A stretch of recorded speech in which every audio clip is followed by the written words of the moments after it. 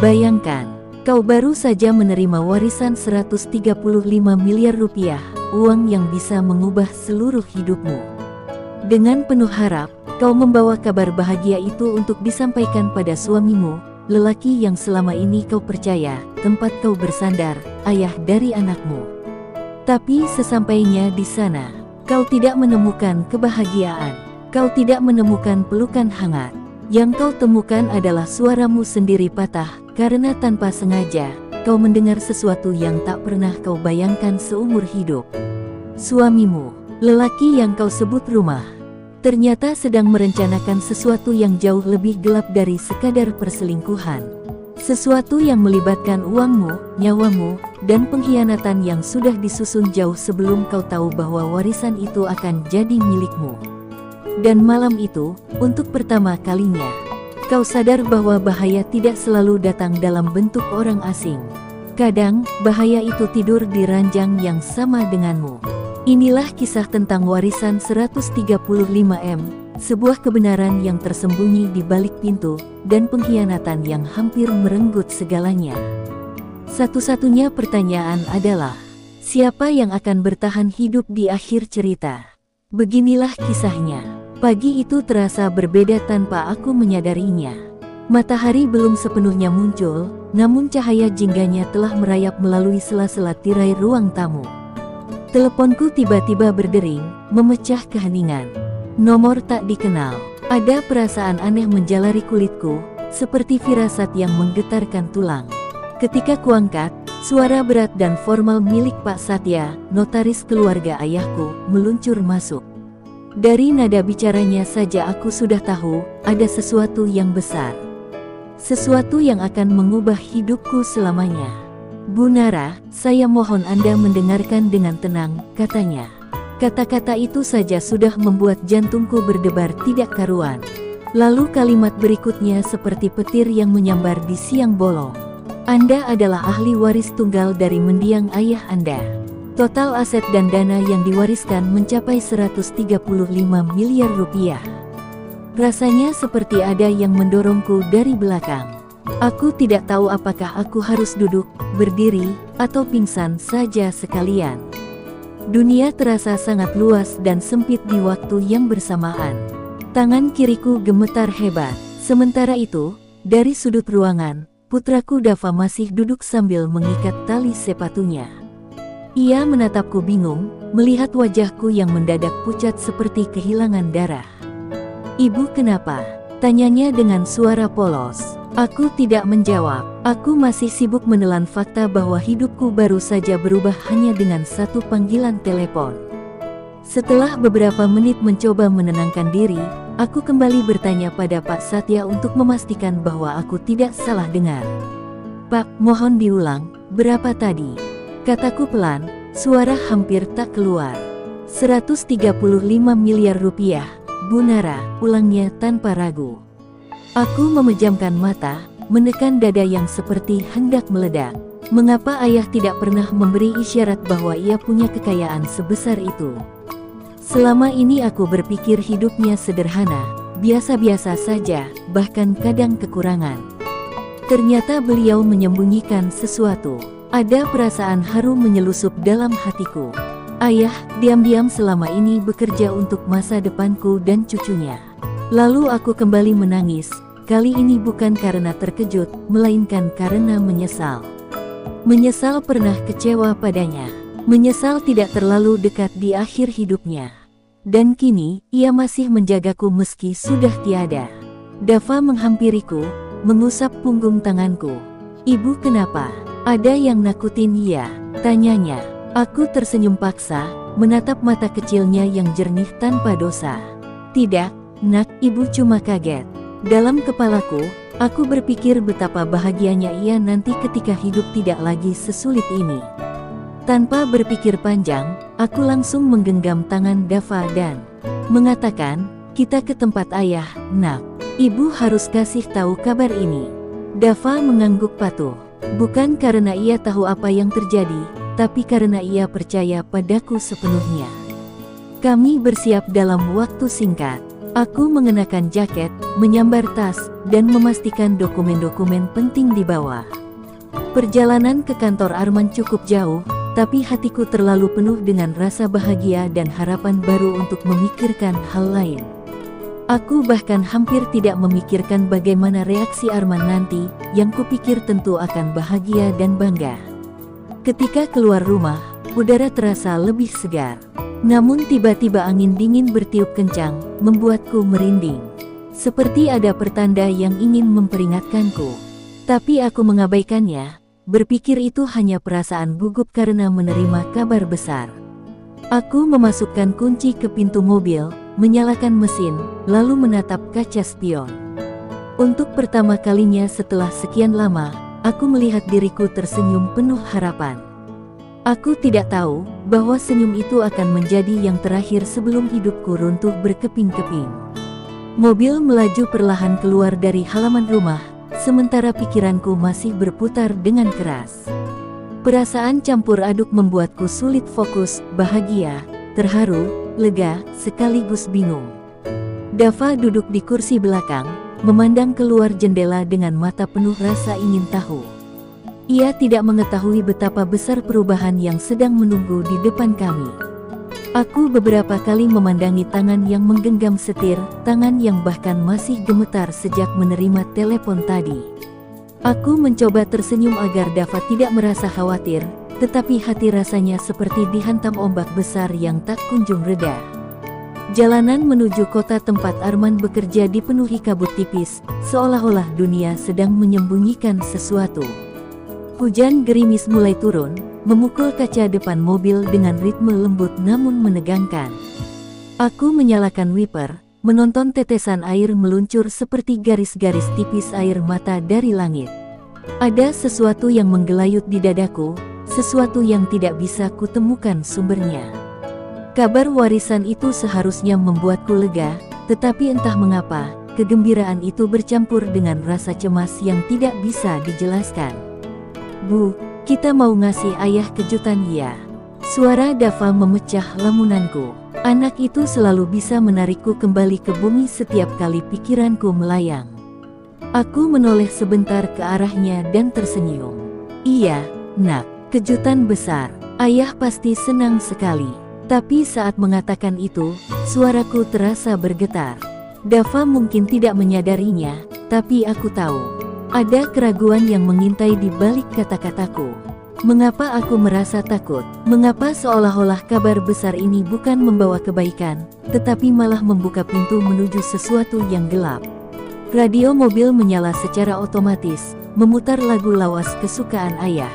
Lagu itu sudah lama tidak kudengar, dan tiba-tiba saja membuat dadaku serasa diremas. Suara merdu penyanyi lama berpadu dengan suasana hujan membuat perjalananku semakin emosional. Dalam benakku, terbesit bayangan ayah tersenyum lembut, seperti ingin memastikan bahwa aku baik-baik saja. Tetapi bahkan memori indah itu tak mampu menghapus rasa gelisah yang sejak pagi menempel erat seperti bayangan hitam. Aku menghela napas panjang, mencoba kembali memusatkan perhatian pada jalan. Bu, ibu senang? Tanya Dava tiba-tiba. Pertanyaannya sederhana, tapi menusuk. Aku mengangguk, memaksa bibir tersenyum lebih lebar. Ibu senang sekali, nak. Ini kabar baik untuk masa depan kita. Dava tampak puas dengan jawaban itu lalu kembali memandang ke jendela. Namun kata-kataku sendiri terasa jauh, hampa, seperti bukan berasal dari dalam diriku. Seolah aku hanya sedang berusaha meyakinkan diriku sendiri. Semakin jauh kami meninggalkan rumah, semakin kuat perasaan tidak enak itu menghimpit.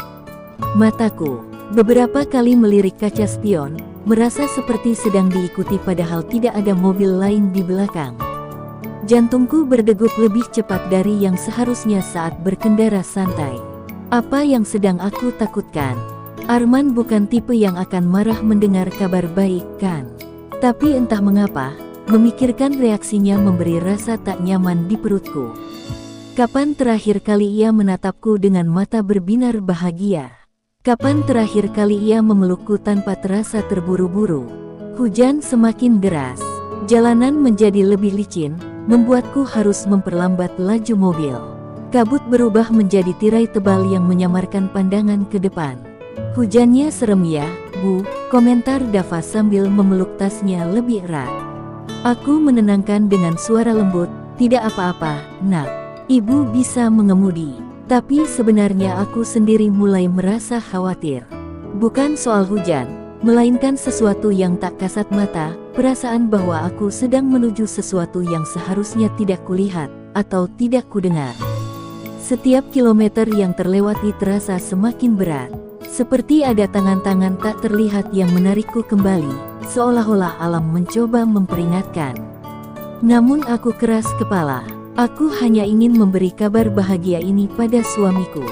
Setelah bertahun-tahun hidup dalam kesulitan, akhir-akhir ini aku merasa Arman semakin jauh.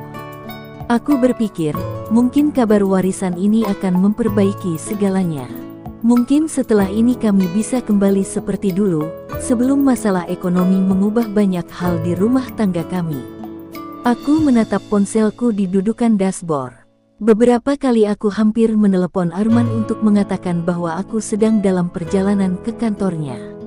Namun sesuatu menahanku. Ada bisikan halus dalam hatiku yang mengatakan, "Jangan. Biarkan ini jadi kejutan." Padahal biasanya aku selalu memberi kabar kemanapun aku pergi. Kali ini, aku memilih diam. Dan ternyata, pilihan itu akan mengubah segalanya. Setelah perjalanan hampir 1 jam, gedung kantor tempat Arman bekerja akhirnya terlihat. Bangunannya kecil, sederhana, berada di ujung gang kota yang cukup sepi. Dava berseru lirih, "Itu kantor ayah." Aku tersenyum sambil memarkir mobil, tapi jantungku mulai berdebar lebih cepat.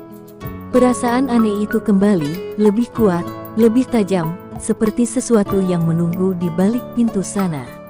Aku mengusap dada pelan, menarik napas panjang, lalu berkata dalam hati, "Semoga semua baik-baik saja, karena setelah hari ini, hidup kami akan berubah." Aku meminta Dava untuk tetap berada di dalam mobil. "Tunggu ibu sebentar ya, Nak. Ibu mau kasih kejutan untuk ayah," kataku sambil merapikan rambut yang sedikit kusentuh agar terlihat lebih rapi. Dava mengangguk patuh sambil menatapku dengan mata polosnya. Hujan masih turun ringan, membuat kaca mobil dipenuhi bintik-bintik air yang memantulkan lampu jalanan. Aku berlari kecil menuju pintu kantor, menahan dingin yang menusuk kulit. Di kepalaku hanya ada satu harapan, wajah Arman akan berubah sumringah mendengar kabar besar ini. Aku bahkan sempat membayangkan ia akan memelukku seperti dulu, sebelum semuanya terasa renggang. Namun sesuatu di langkahku terasa berat, seperti kaki menolak melangkah ke arah yang akan mengubah segalanya. Ruang depan kantor itu kosong ketika aku masuk. Hanya ada meja resepsionis tua, tumpukan map, dan aroma kopi yang sudah lama dingin. Lampu neon di resepsionis berkedip kecil, menambah nuansa seram di ruangan yang sebenarnya biasa saja. Aku memanggil, "Halo, ada orang?" Tetapi tak ada jawaban. Suasana itu sepi, seperti seluruh dunia menarik napas menunggu sesuatu. Aku sudah tahu Arman jarang punya pengunjung di kantornya, tetapi keheningan ini terlalu asing, terlalu pekat. Aku menelan ludah, merasakan jantungku berdetak lebih cepat dari biasanya. Aku menaiki tangga menuju lantai 2 dengan perlahan. Langkah kakiku terasa menggema di koridor sempit itu. Tangga kayu yang kusandari terdengar berderit setiap kali kuraih pegangan, suara yang biasanya tak kupedulikan, kini tiba-tiba terasa menegangkan. Aku selalu membayangkan pertemuan ini sebagai momen bahagia. Aku akan membuka pintu, Arman terkejut melihatku, lalu aku menceritakan kabar warisan 135 miliar itu. Tapi sekarang, bahkan sebelum mencapai anak tangga terakhir, dadaku serasa dihimpit batu besar. Ada suara samar yang berasal dari lantai 2, suara Arman. Sesampainya di lantai 2, aku berdiam sejenak. Napasku menahan. Di balik pintu kantornya, ku dengar suara Arman. Nada suaranya rendah, lembut, jauh lebih lembut daripada ketika berbicara denganku belakangan ini. Aku menegakkan tubuhku perlahan, mencoba memastikan apakah telingaku tidak salah.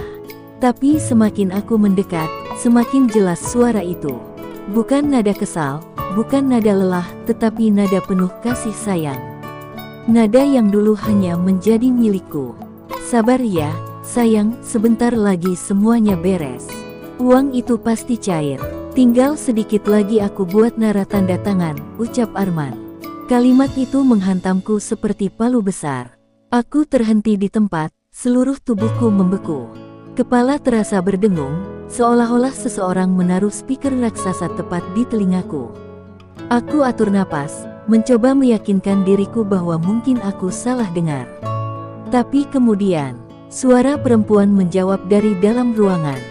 Kalau dia curiga gimana? Kita nggak bisa terus nunggu, men. Kita butuh uang itu sekarang. Nadanya manja, lembut, penuh kecemasan, dan sangat tidak asing. Perempuan itu bukan sekadar rekan kerja. Ia berbicara seperti seseorang yang sudah lama menempati tempatku. Seseorang yang sudah diberi harapan untuk masa depan yang bukan denganku. Dadaku berdenyut nyeri, panas, tajam. Aku hampir tak bisa berdiri tegak. Kemudian Arman kembali bicara, lebih pelan namun jelas. Nara tidak akan curiga. Dia itu terlalu baik, terlalu polos.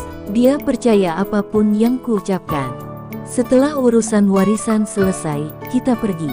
Kita memulai hidup baru. Uang 135 miliar cukup untuk semuanya. Kata-kata itu memecahkan sesuatu dalam diriku. Aku merasa seperti kaca yang dilempar dari gedung tinggi, retak, pecah, dan jatuh berkeping-keping tanpa bisa dikembalikan lagi. Nafasku tercekat, tubuhku gemetar hebat. Ada dorongan kuat dalam diriku untuk membuka pintu itu dan berteriak, tapi kakiku tak bergerak. Kamu yakin mau tinggalkan dia? Perempuan itu bertanya lagi. Ada sedikit rasa tidak percaya dalam suaranya, tetapi juga harapan.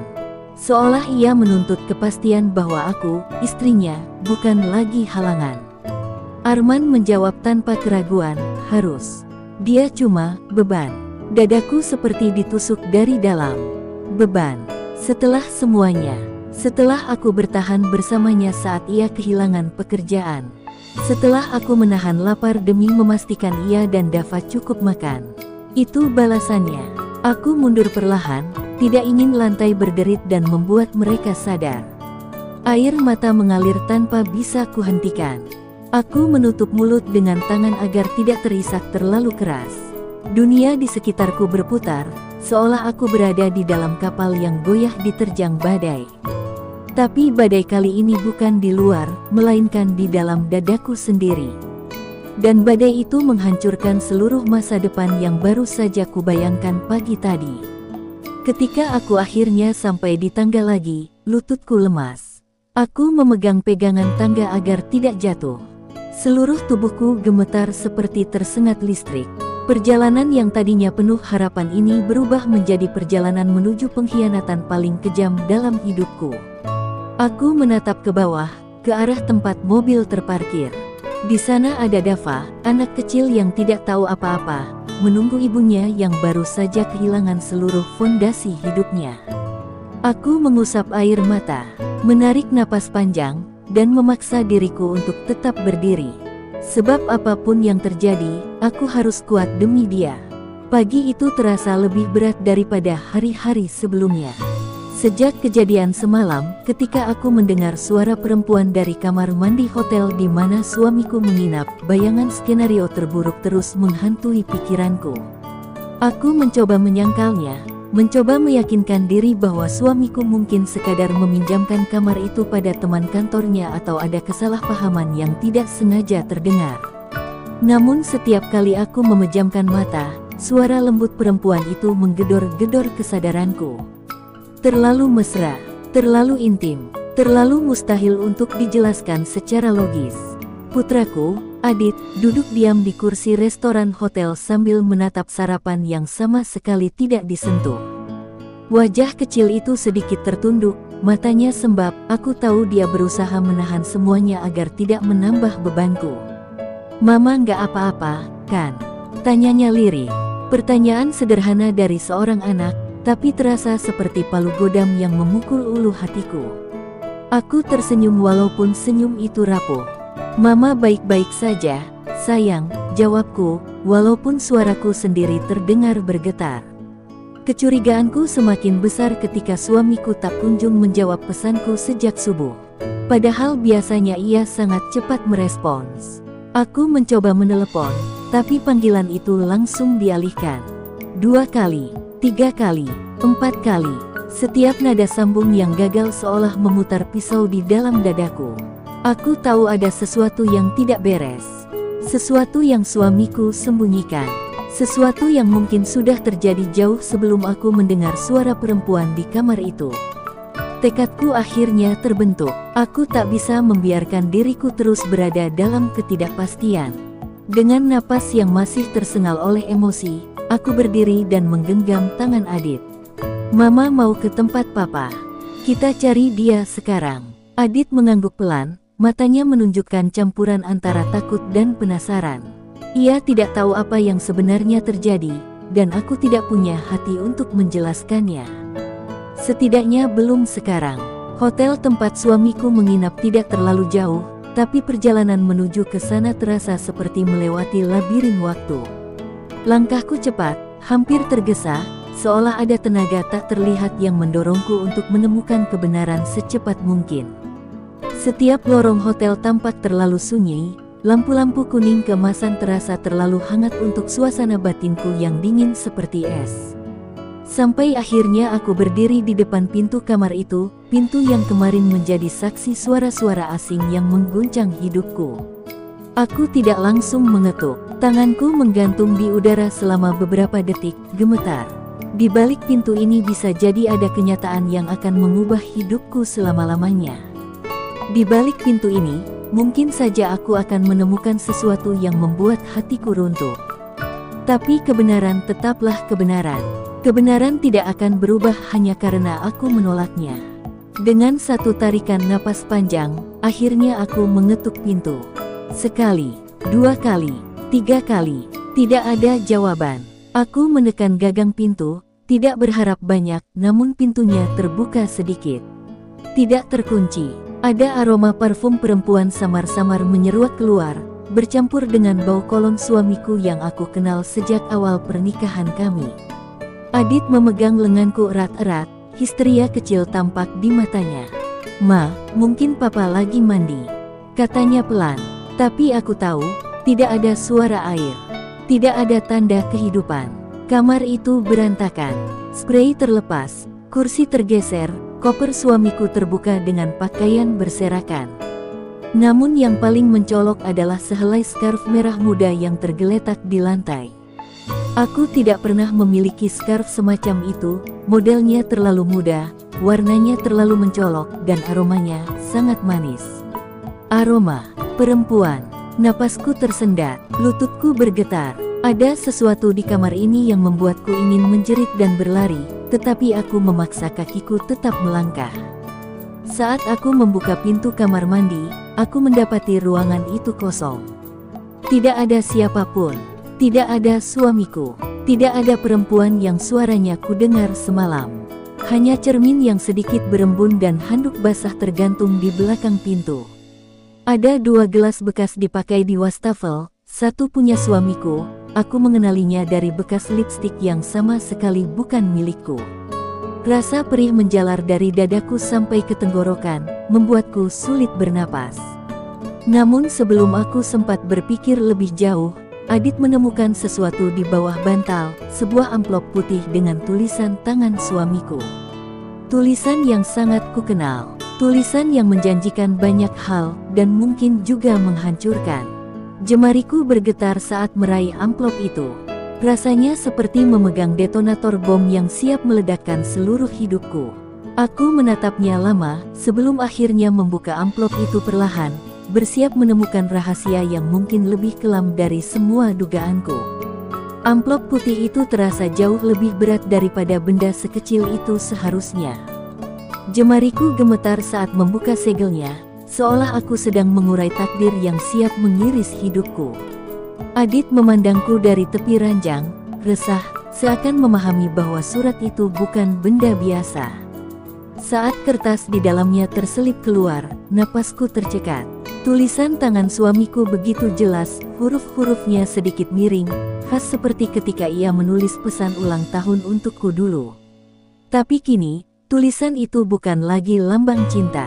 Ini seperti langkah awal menuju runtuhnya rumah tangga kami. "Ma, itu surat dari Papa, ya?" tanya Adit pelan. Aku tidak menjawab, aku hanya mengangguk perlahan. Takut jika aku membuka mulut, suara yang keluar justru akan berubah menjadi tangis. Aku membacanya perlahan, baris demi baris, tapi semakin membaca, rasanya tubuhku seperti kehilangan gravitasi. Kata-kata suamiku terasa seperti jarum yang menusuk satu persatu. "Maafkan aku butuh waktu untuk menjelaskan semuanya. Aku tidak bisa kembali ke rumah saat ini. Ada masalah yang harus ku selesaikan. Hal yang tidak bisa kubawa ke dalam keluarga kita." Begitulah awal surat itu. Kalimat yang terdengar lembut tetapi menyimpan ketidakjujuran. Setiap kata seolah menutupi sesuatu yang jauh lebih besar. Sesuatu yang mungkin sengaja disembunyikan. Aku menggigit bibir sampai terasa asin, entah darah atau air mata yang menetes ke bibirku. Aku tak peduli. Suamiku menulis bahwa ia sedang mengalami tekanan di tempat kerja, masalah utang, dan ada pihak yang mencarinya. Namun alasan itu terasa terlalu rapi, terlalu dibuat-buat, terlalu jauh dari suara perempuan yang kudengar malam itu, terlalu jauh dari scarf merah yang kutemukan di lantai kamar ini. Tidak mungkin dia hanya kabur dari masalah pekerjaan. Ada sesuatu yang jauh lebih gelap di balik ini semua. Ketika aku menyelesaikan kalimat terakhir, jantungku serasa jatuh ke perut. "Jika aku tidak sempat kembali, berjanjilah untuk menjaga Adit. Jangan cari aku untuk sementara waktu." Kata-kata itu tertulis jelas, dingin, dan seperti sebuah pesan perpisahan terselubung. Aku menutup surat itu dengan tangan gemetar. Dunia terasa berputar. Rasanya aku ingin menjerit, ingin menghancurkan seluruh kamar ini, ingin memaksa suamiku muncul dari balik dinding dan memberikan jawaban. Tapi kenyataan tetaplah kenyataan. Dan kenyataan itu begitu kejam. Adit perlahan mendekat, menyentuh lenganku. "Mama, Papa marah sama kita." Suaranya pecah, penuh ketakutan yang seharusnya tidak dirasakan oleh anak seusianya. Aku langsung memeluknya. Tubuh mungil itu gemetar di pelukanku. Aku menahannya erat, seolah ia adalah satu-satunya hal yang masih mengikatku dengan kewarasan. "Mama di sini, Papa nggak marah sama kamu. Ini semua bukan salah kamu," bisikku, meski aku sendiri tidak yakin pada kata-kata itu. Aku menatap kembali seisi kamar. Ada jejak-jejak kehadiran orang lain yang tidak bisa disangkal, lipstik di gelas, scarf perempuan, parfum asing, handuk berpasangan. Semuanya seperti keping puzzle yang saling melengkapi, menunjukkan gambaran besar yang menyakitkan. Suamiku tidak pergi karena urusan kerja. Dia pergi karena ia tidak sendiri. Dia pergi dengan seseorang. Dan ia sengaja meninggalkan kami dalam kebingungan ini. Namun ada satu hal yang tidak dapat kuabaikan, kata-kata, ada pihak yang mencarinya. Itu bukan hal sepele. Jika benar ada orang yang memburunya, berarti hidupku, hidup Adit, bisa ikut terseret. Aku mulai panik, mencoba merangkai semua kemungkinan. Apakah suamiku terlilit hutang? Apakah ia terlibat kasus? Atau apakah perempuan yang bersama dia bukan sekadar selingkuhan, tapi seseorang yang berbahaya? Di tengah pikiranku yang berputar kacau, pintu kamar tiba-tiba diketuk keras. Begitu keras hingga aku dan Adit terlonjak. Suaranya tidak seperti ketukan hotel biasa, ini lebih seperti hentakan seseorang yang sedang terburu-buru atau marah. Jantungku melonjak ke tenggorokan. Aku berdiri perlahan, menatap pintu dengan waspada. Ketukan itu terdengar lagi, lebih keras, sampai-sampai gagang pintu bergetar. "Bu, ada yang cari," suara seorang petugas hotel terdengar dari luar. Namun ton suaranya tidak biasa. Terdengar cemas. Terdengar seperti sedang berada di bawah tekanan. Aku menelan ludah, mencoba menenangkan diri, lalu membuka pintu sedikit. Petugas itu berdiri dengan wajah pucat. "Bu, Barusan ada 2 orang mencari suami ibu. Mereka kelihatan tidak sabar, dan mereka pergi ke parkiran. Mereka bilang akan kembali. Kata-kata itu membuat siku dan lututku seakan kehilangan kekuatan. 2 orang mencari suamiku. Dengan wajah tegang seperti itu, Adit menggenggam tanganku kuat-kuat. Di kepalaku, hanya satu pikiran yang berulang-ulang menggema. Kami harus pergi, sekarang juga, sebelum rahasia suamiku menyeret kami dalam bahaya yang lebih besar.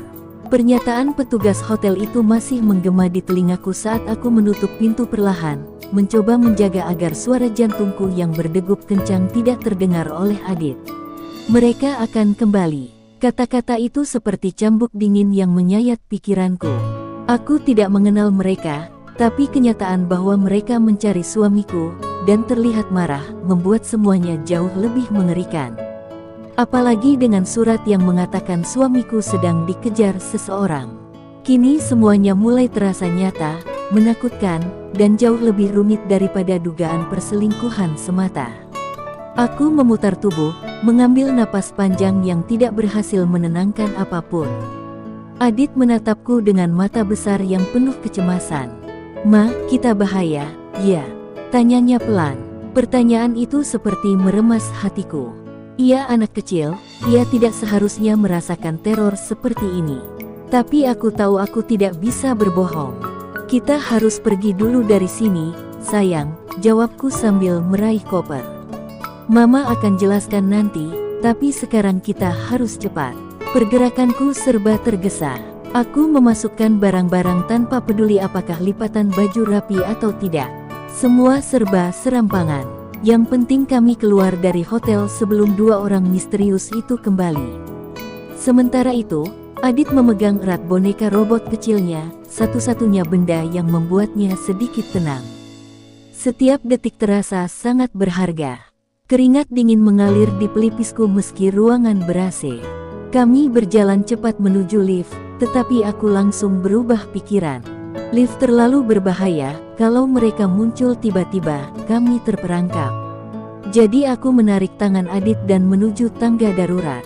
Lorong itu sunyi dan dingin, hanya terdengar gema langkah kaki kami. Namun setiap tikungan terasa seperti jebakan, setiap bayangan seolah bisa berubah menjadi seseorang yang sedang mengintai. Ketakutan membuat langkahku semakin cepat, hampir seperti berlari. Begitu berhasil mencapai lantai dasar, aku sedikit menurunkan langkah agar tidak menarik perhatian. Namun baru beberapa meter dari pintu keluar, aku melihat 2 pria berjaket hitam berdiri di depan meja resepsionis. Aku tidak tahu apakah mereka orang yang dimaksud petugas tadi, tapi dari wajah sang resepsionis yang pucat dan ekspresi kedua pria itu yang tegang, aku tidak berani mengambil risiko. Hatiku langsung merosot ke perut. Tanpa pikir panjang, aku menarik Adit ke arah lorong samping menuju parkiran belakang. Di parkiran, aku mencari mobil sewaan kami. Tangan kiriku menggenggam erat tangan Adit, sementara tangan kananku merogoh tas mencari kunci mobil dengan panik. Ayo, di mana ini?" gerutuku. Saat suara langkah berat terdengar dari kejauhan, semakin dekat, aku akhirnya menemukan kunci itu. Dengan cepat aku membuka pintu dan menyuruh Adit masuk. Begitu aku menutup pintu, aku melihat sekilas dari kaca spion, 2 pria itu kini memasuki area parkiran, menoleh ke segala arah, seolah mencari seseorang. Jantungku nyaris melompat keluar ketika salah satu dari mereka menatap ke arah mobilku. Aku langsung menunduk dan menstarter mesin mobil.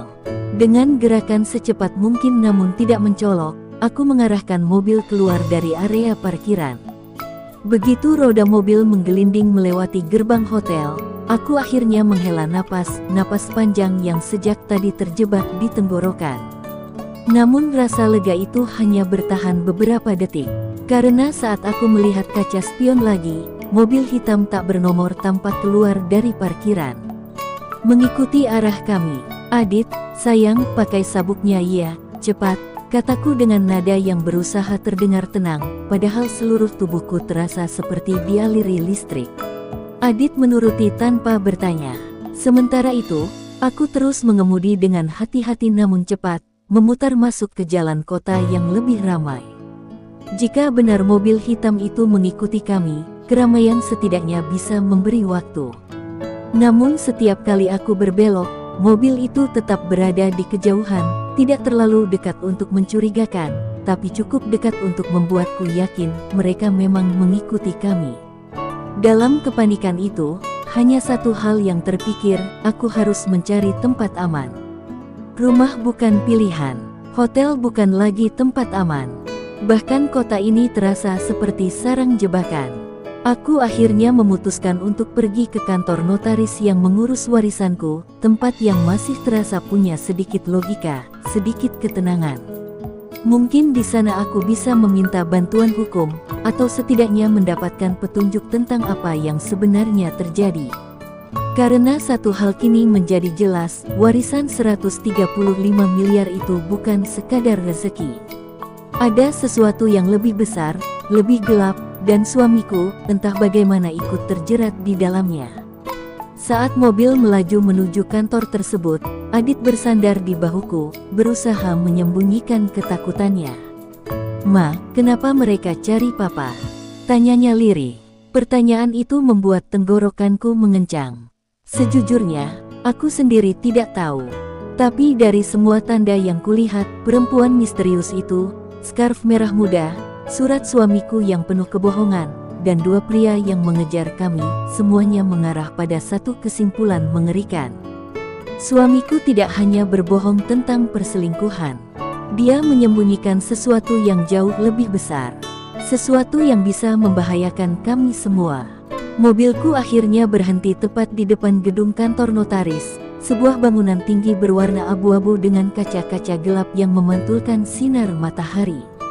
Biasanya tempat ini terasa netral, legal, dan aman. Tapi hari itu gedung itu justru tampak seperti benteng misteri yang memegang jawaban yang tidak pasti sanggup kuterima. Nafasku belum kembali normal sejak kami meninggalkan hotel. Adit menggenggam bonekanya sambil menatap keluar jendela, seolah ia tahu tempat ini akan mengubah sesuatu dalam hidup kami. Aku menyentuh pipinya yang dingin. "Adit, dekat sama mama, ya. Jangan jauh-jauh." Ia mengangguk tanpa suara. Begitu masuk ke lobi, aku merasakan hawa ruangan yang dingin menusuk. Bau parfum mahal bercampur dengan aroma kertas dan kayu mengisi udara. Sekretaris yang mengenaliku langsung berdiri.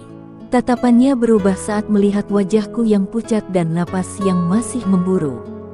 "Bu, Anda tidak apa-apa. Anda terlihat," aku langsung memotongnya. "Saya ingin bertemu Pak Arfan sekarang. Ini penting." Nadaku lebih keras dari yang kumaksud. Sekretaris itu mengangguk terburu-buru dan menghubungi notaris melalui telepon internal.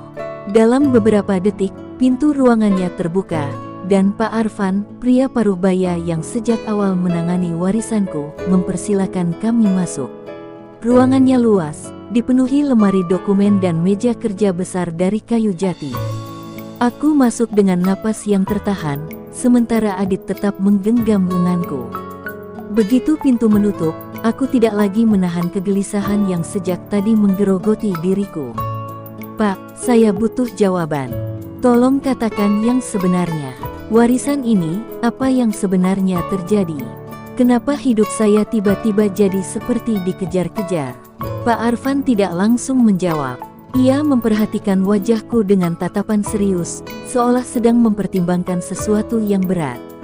Kemudian ia duduk, menautkan jari-jarinya, dan berkata pelan, "Saya sebenarnya berharap Anda tidak perlu tahu bagian ini, Bu. Tapi, melihat apa yang terjadi, saya rasa Anda memang harus diberi penjelasan, meski risikonya berat." Perkataannya membuat bulu kudukku meremang. Risiko? Apa yang lebih buruk dari ini semua? Ia menggeser sebuah map tebal ke arahku, map yang belum pernah diperlihatkannya sebelumnya. Map itu berwarna coklat tua, dengan segel kantor yang berbeda dari surat-surat warisan biasanya. Ada nama almarhum paman yang memberikan warisanku tertulis di atasnya. Warisannya memang benar, jumlahnya valid, tapi uang itu tidak sepenuhnya bersih.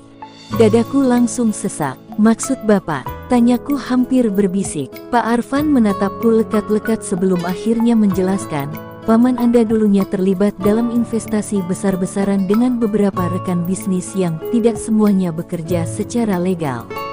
Ada uang bersih, ada uang abu-abu. Setelah beliau meninggal, warisan itu jatuh ke tangan ahli waris, yaitu Anda. Masalahnya, beberapa pihak menganggap uang itu masih milik mereka. Mereka ingin menariknya kembali, dan sepertinya suami Anda tahu soal itu lebih dulu dari Anda. Jantungku serasa berhenti. Suami saya, tapi dia tidak pernah bilang apa-apa. Pak Arfan menghela napas berat. Saya mendapat kabar bahwa beliau sempat datang ke kantor 2 minggu lalu, diam-diam, tanpa sepengetahuan Anda. Dia menanyakan detail warisan, jumlah uang, dan siapa saja yang masih terlibat dalam bisnis paman Anda. Mulutku terasa kering. 2 minggu lalu, saat itu suamiku beralasan ada dinas luar kota. Apakah itu bohong? Ternyata sejak awal, dia sudah tahu segalanya. Bu, saya harus jujur. Pak Arfan melanjutkan, ada kemungkinan besar bahwa suami Anda sedang diburu karena ia menyinggung pihak yang salah ketika mulai ikut campur dalam urusan warisan. Dan jika para pihak itu tahu Anda yang mewarisi 135 miliar tersebut, mereka mungkin akan mencoba mendekati Anda juga. Aku memejamkan mata, merasakan dunia runtuh menimpaku. Ujung-ujungnya semua ini bukan hanya tentang perselingkuhan, tapi tentang sesuatu yang jauh lebih mengerikan. Adit mendekat padaku, memeluk pinggangku. Mama jangan sedih, bisiknya. Sementara itu aku hanya mampu meremas rambutnya dengan gemetar. Suara ketukan tiba-tiba terdengar keras dari arah luar ruangan. 3 ketukan berat, disusul suara langkah cepat. Pak Arfan dan aku saling menatap. Sekretaris tidak pernah mengetuk sekeras itu. Suara itu terdengar seperti seseorang yang bukan sedang meminta izin, tapi sedang memaksa. Adit langsung bersembunyi ke belakang kursi. Aku menahan napas. Detaknya begitu keras sampai kupikir orang di luar bisa mendengarnya. Ketukan itu terdengar lagi, semakin keras. Bu, bisik Pak Arfan sambil memandang pintu yang bergetar. Saya rasa mereka sudah tahu Anda datang ke sini. Dan saat gagang pintu mulai bergerak, perlahan, seperti ada seseorang yang sedang mencoba membukanya dari luar, tubuhku langsung membeku. Adit memegang tanganku erat-erat, mencari perlindungan. Dalam hatiku hanya ada satu kalimat yang terus bergema. Ini bukan lagi sekadar masalah keluarga. Ini sudah menjadi masalah hidup dan mati. Gagang pintu itu terus bergerak, semakin kuat, seperti ada seseorang yang tidak peduli apakah ruangan ini sedang digunakan atau tidak. Aku bisa mendengar napasku sendiri, cepat dan berat, seolah paru-paruku menolak bekerja. Pak Arfan berdiri perlahan, memposisikan diri di depan pintu. Matanya memperingatkanku tanpa kata-kata, jangan bergerak. Adit memeluk pinggangku dari belakang begitu erat sampai aku bisa merasakan jari-jarinya yang gemetaran. Pintu itu akhirnya berhenti bergetar, tapi justru itulah yang membuat semuanya lebih menegangkan. Keheningan tiba-tiba seperti peringatan sebelum badai. Tiba-tiba, suara seseorang terdengar dari balik pintu. Kami hanya ingin bicara dengan suami saudara. Suaranya rendah, tajam, dan jelas bukan suara orang yang biasa bertamu secara sopan. Pak Arfan menelan ludah, menepis keringat di dahinya, lalu menjawab dengan suara tegas, ini kantor legal. Anda tidak bisa masuk tanpa izin. Namun alih-alih pergi, orang itu mengetuk pintu lagi, lebih keras, seperti ancaman yang dibungkus formalitas. Aku merasa lututku hampir luruh. Mereka menemukan kami. Mereka mengejar suamiku, dan sekarang mereka mengejar kami. Untungnya, sebelum keadaan semakin memburuk, suara langkah-langkah lain terdengar di koridor, lebih banyak, lebih ramai. Suara staf kantor, mungkin juga keamanan gedung. Ketukan itu berhenti. Lalu aku mendengar nada frustrasi dari luar. Kita tunggu di bawah. Dia pasti keluar lewat sini. Kalimat itu membuat tubuhku merinding dari ujung rambut sampai ujung kaki. Mereka tidak menyerah. Mereka hanya mengganti strategi. Setelah suara langkah mereka menjauh, Pak Arfan perlahan-lahan mengunci pintu kembali dan berbalik pada kami dengan wajah yang benar-benar serius. "Bu Nara, ini sudah gawat," katanya, suaranya rendah namun tegas. "Anda tidak boleh kembali ke rumah. Anda tidak boleh kembali ke hotel. Mereka pasti menunggu. Ada satu tempat aman yang bisa saya berikan, tapi Anda harus pergi sekarang." Adit memelukku lebih kencang. Aku mengangguk meski kepalaku penuh dengan ketakutan. "Pak, siapa mereka sebenarnya? Kenapa mereka cari suami saya? Apa hubungannya dengan warisan ini?" tanyaku dengan suara hampir pecah. Aku tidak sanggup lagi dibutakan oleh ketidaktahuan. Pak Arfan menghela napas panjang, napas yang menunjukkan ia tidak ingin mengatakannya, tapi ia harus. "Suami Anda, Arman, datang ke kantor saya 2 minggu lalu bukan hanya untuk menanyakan warisan. Dia membawa seorang perempuan." Aku langsung membeku. "Perempuan?" Kata yang sudah menghantui pikiranku sejak melihat scarf merah muda di kamar hotel itu. Bahuku melemah, tubuhku hampir jatuh kalau saja kursi di belakangku tidak menopang. Adit menatapku, bingung, tapi aku hanya mengusap kepalanya tanpa berkata apa-apa. Perlahan, dengan suara hampir tak terdengar, aku bertanya, "Siapa perempuan itu?" Pak Arfan membuka map coklatnya, menarik sebuah foto kecil yang sepertinya disimpan untuk urusan identifikasi. Ia meletakkannya di meja, menggesernya secara perlahan ke arahku. Tanganku gemetar saat aku mengambilnya, dan begitu mataku jatuh pada wajah di foto itu, darahku seperti membeku. Aku mengenalnya. Perempuan itu adalah Rani, mantan rekan kerja suamiku, wanita yang dulu sering datang ke rumah membawa kue, mengobrol ramah denganku, bahkan menggendong Adit saat ulang tahunnya. Wanita yang selama ini kuanggap teman. Wanita yang suamiku bilang, seperti adik sendiri. Ternyata, dialah perempuan di hotel itu. Arman, datang dengan dia. Suaraku pecah. Pak Arfan mengangguk pelan. Benar. Mereka datang berdua. Mereka terlihat dekat, tidak seperti rekan kerja. Hatiku hancur seketika. Tapi ini bukan sekadar perselingkuhan. Karena foto kedua yang dikeluarkan Pak Arfan membuat darahku kembali berdesir. Foto itu menampilkan Rani dengan seorang pria asing di belakangnya. Pria itu sedang berbicara dengan Arman, dengan wajah tegang. Pria ini, lanjut Pak Arfan, adalah salah satu dari pihak yang merasa uang warisan itu masih merupakan hak mereka. Dan perempuan itu tampaknya menjadi jembatan antara suami Anda dan kelompok tersebut. Aku langsung menutup mulut, menahan suara teriakan yang hampir keluar. Segalanya perlahan menyambung. Suamiku datang ke kantor diam-diam. Ia bertemu perempuan itu. Mereka terlibat transaksi atau negosiasi berbahaya. Dan mungkin, suamiku melakukan kesalahan yang membuat pihak itu marah. Ini bukan hanya perselingkuhan. Ini pengkhianatan dalam bentuk yang jauh lebih gelap dan berbahaya. Suamiku tidak hanya menyakitiku, dia sudah menyeret hidup kami ke dalam pusaran masalah kriminal. "Bu," kata Pak Arfan, "mungkin berat untuk Anda menerima ini, tapi saya menduga suami Anda dan perempuan itu mengambil atau mengamankan sebagian dana warisan sebelum uang itu resmi masuk ke rekening Anda. Pihak yang merasa dirugikan, mereka kini mencari Arman karena menganggap dia melarikan uang mereka." Aku memegang kepala, mencoba menahan gejolak emosi yang tidak dapat dijelaskan. Marah, sedih, takut, kecewa, semuanya bercampur seperti badai yang menghancurkan logikaku. Adit menatapku dengan mata basah, tidak mengerti, hanya ikut merasakan kecemasanku tanpa tahu apapun. Saat aku masih terpaku pada foto itu, bel pintu ruangan notaris berbunyi lagi, pelan kali ini, tidak mengancam, tetapi cukup membuatku tersentak. Sekretaris masuk tergesa-gesa. "Pak, mereka sudah menunggu di parkiran. Mereka bilang tidak akan pergi sampai bertemu Bu Nara." Aku merasakan seluruh tubuhku tiba-tiba dingin. Di luar sana, pihak yang memburu suamiku kini menunggu aku. Dan untuk pertama kalinya sejak semuanya dimulai, aku sadar bahwa warisan 135 miliar ini bukan hadiah.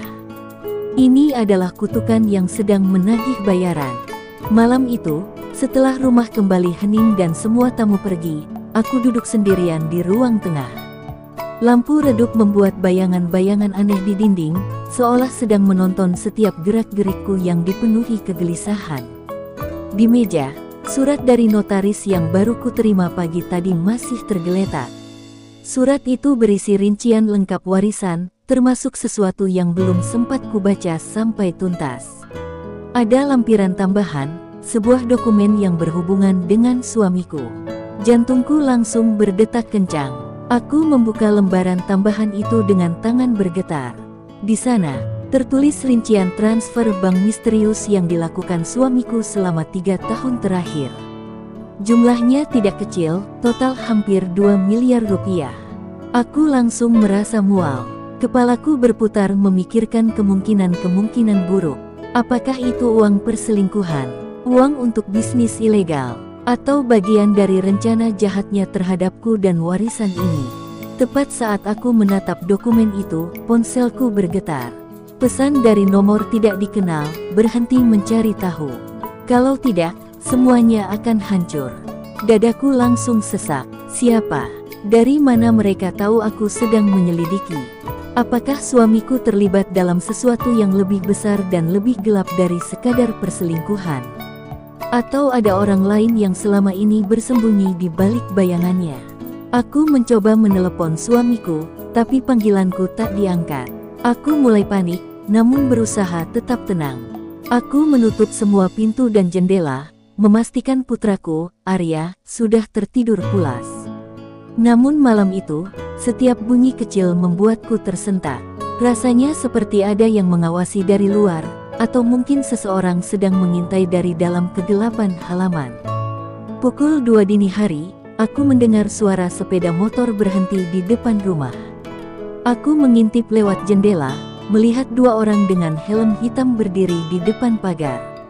Mereka tidak turun, tidak mengetuk pintu, hanya berdiri seolah memastikan rumahku, atau memastikan aku.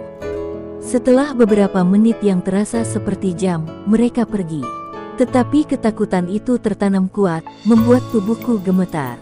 Di tengah rasa takut itu, aku memutuskan membuka laptop dan mengakses rekaman CCTV toko suamiku. Aku ingin mencari jawaban, dan disitulah aku melihatnya. Suamiku bertemu dengan seorang wanita di gudang belakang toko. Wanita yang berbeda dari selingkuhannya yang pertama.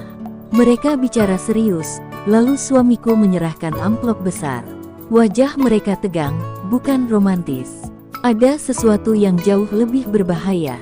Rekaman itu memperlihatkan suamiku berkata pelan, kalau dia sudah dapat warisannya, kita eksekusi rencana tahap 2. Seluruh tubuhku membeku. Eksekusi. Tahap 2. Apa aku targetnya? Apa rencana itu melibatkan pencurian, penipuan, atau lebih buruk lagi? Tanganku menutupi mulutku sendiri agar tidak berteriak. Dunia seolah runtuh seketika. Aku menyandarkan kepala ke tembok, mencoba bernapas. Namun rasa takut tidak berhenti. Aku kembali memutar rekaman, dan kali ini mereka menyebut namaku. Suamiku berkata, dia terlalu percaya. Kita bisa manfaatkan itu. Setelah semuanya cair, dia tidak akan punya apa-apa lagi. Dadaku sakit, seperti ditusuk sesuatu yang dingin dan tajam. Suamiku bukan hanya berkhianat, dia merencanakan sesuatu untuk menghancurkanku. Sejak malam itu, pikiranku berubah. Aku yang sebelumnya diliputi luka kini digantikan oleh ketegasan. Aku berjanji pada diriku sendiri, ini harus dihentikan. Pengkhianatan ini harus terungkap. Tapi aku juga tahu, aku tidak bisa bergerak sembarangan. Satu langkah salah, dan aku, bahkan putraku, bisa dalam bahaya. Aku harus cerdas, harus tenang, dan harus mempersiapkan segalanya sebelum menghadapi sang pengkhianat yang kusebut suami. Menjelang subuh, ketika matahari pertama mengintip dari balik jendela, aku menutup laptop dan meraih dokumen warisan. Untuk pertama kalinya dalam hidupku, aku merasa warisan itu bukan sekadar rezeki, tapi juga perlindungan. Untuk Arya, untuk masa depan kami, dan untuk pertempuran besar yang akan segera terjadi. Di pagi itu, Aku berjanji pada diriku sendiri. Pagi itu, udara terasa berbeda, lebih berat, lebih tajam, seolah alam pun tahu ada sesuatu yang besar sedang menunggu untuk terjadi. Aku duduk di ruang tamu dengan secangkir kopi yang bahkan tak tersentuh. Mataku menatap pintu, menunggu suamiku pulang setelah menghilang semalaman. Setiap detik terasa seperti jarum yang menusuk kesabaran dan keberanianku. Arya masih tidur, dan aku bersyukur. Dia tidak boleh menyaksikan apapun yang akan terjadi hari ini. Tepat pukul 8 pagi, suara mesin mobil terdengar berhenti di depan rumah. Hatiku berdegup kencang. Suamiku masuk, dengan wajah kelelahan, tapi yang paling mencolok adalah kegelisahan di matanya. Seolah dia sedang dikejar sesuatu, atau seseorang. "Kamu belum tidur?" tanyanya. Suaranya bergetar sedikit, mungkin karena dia tahu sandiwaranya sebentar lagi akan runtuh. Aku meletakkan dokumen warisan di meja, terbuka, sengaja agar ia langsung melihatnya. "Kita perlu bicara," kataku tegas. Untuk pertama kalinya, aku berbicara bukan sebagai istri yang takut kehilangan, tapi sebagai seseorang yang tahu kebenaran dan siap menghadapinya. Suamiku menelan ludah, pandangannya langsung terpaku pada halaman lampiran yang berisi transfer tersembunyi itu. Kamu tahu dari mana ini?" Suamiku akhirnya bertanya, suaranya melemah. Aku tidak menjawab, aku hanya menatapnya, menunggu dia mengaku. Namun yang keluar dari mulutnya bukanlah pengakuan, melainkan kebohongan baru. "Semua itu untuk bisnis, sayang. Kamu salah paham." Aku nyaris tersenyum pahit. Ia masih berani berbohong, bahkan ketika bukti berada tepat di depan matanya. Aku berdiri dan menyalakan televisi yang sudah kuhubungkan ke laptop. Rekaman CCTV dari gudang toko suamiku muncul di layar. Suamiku langsung pucat. Tubuhnya menegang seperti seseorang yang baru saja menerima vonis mati. Di rekaman itu, suaranya terdengar jelas mengatur rencana untuk memanfaatkan warisanku dan menghancurkanku setelah semuanya cair. Tidak ada ruang untuk pembelaan lagi. "Kamu mau bilang apa sekarang?"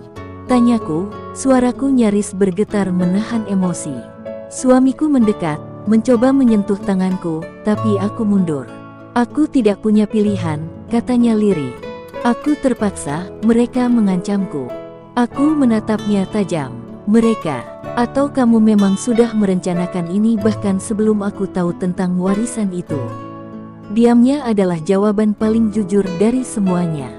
Beberapa detik kemudian, sesuatu terjadi. Suamiku tiba-tiba mengunci pintu dan jendela, lalu menutup gorden. Dadaku langsung mencelos. "Kita harus pergi," katanya panik. "Mereka sudah tahu kamu menyelidiki. Mereka dengar rekaman CCTV dicuri."